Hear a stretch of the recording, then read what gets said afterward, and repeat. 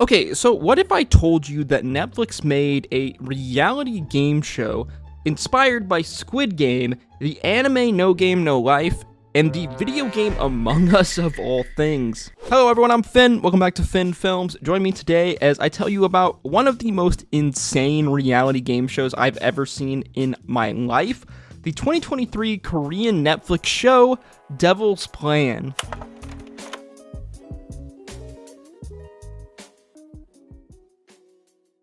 So if you didn't know, reality game shows are like massively popular in South Korea. I mean, to be fair, they're kind of popular like all over the world.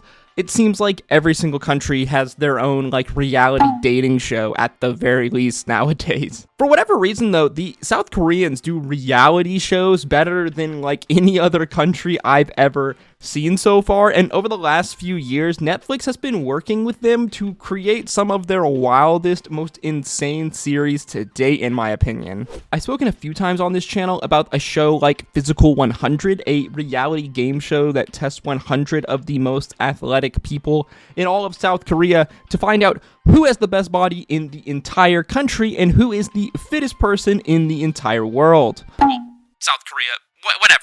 Devil's Plan, though, is like Physical 100, but for the mind. A real battle of the big brains, if you will. On the surface, the show is relatively pretty simple. 12 of the brightest and most cunning people in all of South Korea are all forced to live together for about a week. During that time, allies will be formed, trust will be broken, challenges will be faced, and games will be played. But at the end, only one person will be left standing as the master of the Devil's Plan, and as well the winner of hundreds of thousands of dollars, which is pretty nice. All the while, the game is being run by this strange, faceless man referred to as the Devil. You picking up the Squid Game vibes yet? Essentially how the game works is that every day the contestants must compete in two competitions, the first being the prize round, where contestants must work together in order to win a series of games or some kind of a challenge, with every prize round they win adding more money to the total pot of the ultimate winner of the show. Throughout these prize pool games, coins called pieces are awarded to players, these pieces giving players extra powers and privileges that can be used throughout the show. For example, the players with the most pieces at the end of the prize round can send two players to jail, forcing them to spend the next 18 hours together in a small isolated jail cell cut off from the rest of the players in the home. But then one's mind starts to wonder and think, what secrets are hidden away in the Devil's Prison? As well, it should be said that whenever a player's piece count reaches 0, they are eliminated from the competition. The second competition of the day is the main game. This is the game that usually leads to players being eliminated. Oftentimes, these are team games, forcing competitors to make alliances with one another in order to survive. Sometimes they're individual games that end up becoming team games through these alliances, making for some very interesting drama. The show incentivizes all sorts of scheming and backstabbing, ultimately to make your way to the finals and become the winner of the Devil's Plan. This show really feels like I'm watching a game show variant of Death Note at time, with like all of the 3D chess that is being played by these super smart people, by the way. Speaking of the contestants, they are all from a kind of litany of backgrounds, from YouTubers to scientists to scientific YouTubers. There's lawyers, there's actors and actresses, and even a K-pop idol of all things. Despite the cast's varied background though, all of them are extremely smart. You basically have to be even considered on this show, as the show had a written test that one must score a certain percentage on before they would even be considered to actually audition for the show. The games themselves that are actually played on the show vary wildly, testing all sorts of different sides of the player's mental abilities, in forcing players to have to work with one another and forcing them to have to trust one another, setting themselves up for, well, ultimate betrayal. For example, in this prize money game, the players are shown a large scene of a hospital in a very kind of Where's Waldo-esque like art form. They're given a set amount of time to memorize as much as possible about said picture, Afterwards, one player must answer a series of questions, very specific and hardest questions about the picture, by the way. If they are able to answer 10 questions correctly, the group win, adding more money to the ultimate prize pool. The first game that is played on this show is probably one of my favorite games throughout the entire series, as the players are forced to compete in a modified version of the party game Mafia, the party game that was the inspiration for the hit online game Among Us. I'm sure most of you have either played or are somewhat familiar with Among Us, maybe even Mafia for the more cultured folks out there, sometimes also known as Werewolf. But basically, the game kind of works like this. Players are divided into two different groups, the citizens and the killers. The citizen players only know their specific role. They do not know the role of all of the other players that are playing, while the killers know who all the other killers are and subsequently know who all of the other citizens are. However, within the citizens are several certain power roles, the killers not knowing who has these power roles. One such of these roles example would be the journalist, a player who once per round can learn the identity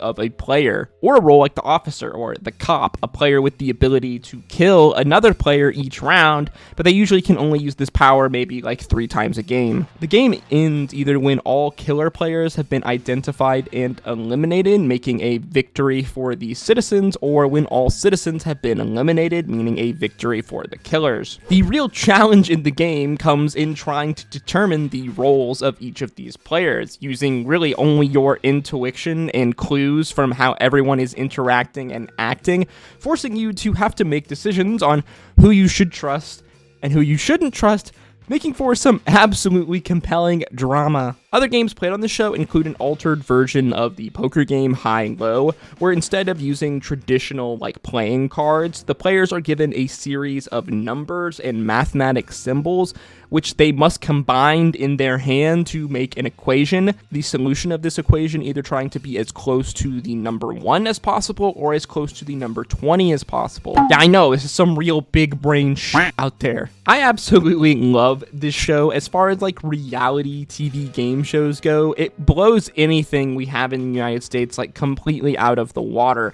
The closest thing that I think could even be compared to a show like Devil's Plan would maybe be a show like Big Brother, but instead of getting attention-starved idiots like they do in Big Brother, the contestants in Devil's Plan's brains are more wrinkly than, I don't know, a Shar-Pei. It's kind of hard for me to put my finger on exactly why I love this show so much.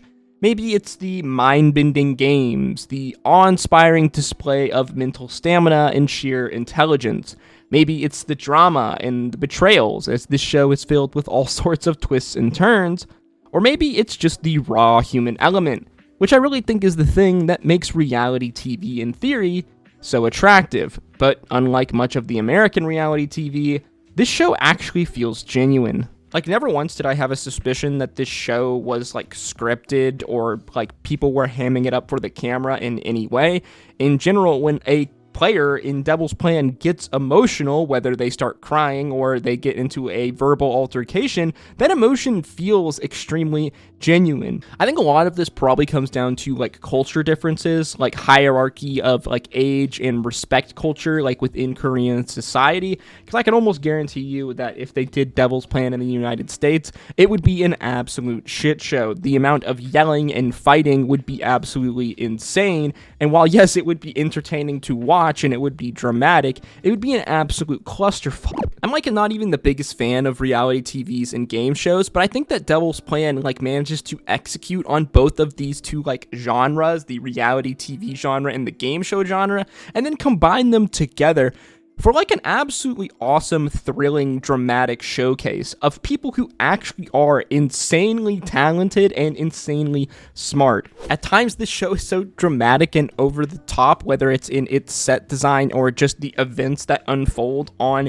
your screen, that really it feels like I'm watching some kind of psychological thriller anime, not a Korean reality TV game show series. All that being said, though, at the end of the day, these are just my thoughts and my opinions, so please let me know in the comment section down below. What do you think of Devil's Plan? Have you watched it? Do you like it? Or will you be planning on watching it? I highly recommend this show. It's a lot of fun to watch. It's probably not for everyone because you do have to use your brain to actually follow along with everything that's going on. As well, you have to read subtitles, so that immediately means that a lot of people are just going to nope right out. But I promise you that if you are down for that ride, then you will not be disappointed by Devil's Plan. It is some actually super compelling TV. And I don't normally say that about something like a reality TV game show series. As always, though, like I said, these are just my thoughts and opinions, so feel free to let me know yours in the comment section down below. As always, guys, if you did enjoy the video, learn something new, please make sure you like, comment, and subscribe, as your engagement on this video is the easiest way to help support me and support the channel. As always, guys, thank you so much for watching. If you did enjoy this video, then why don't you check out one of the videos on screen now. And as always, I hope to see you in the next one. Drink your water, hug your mother. Until next time, peace of Adu.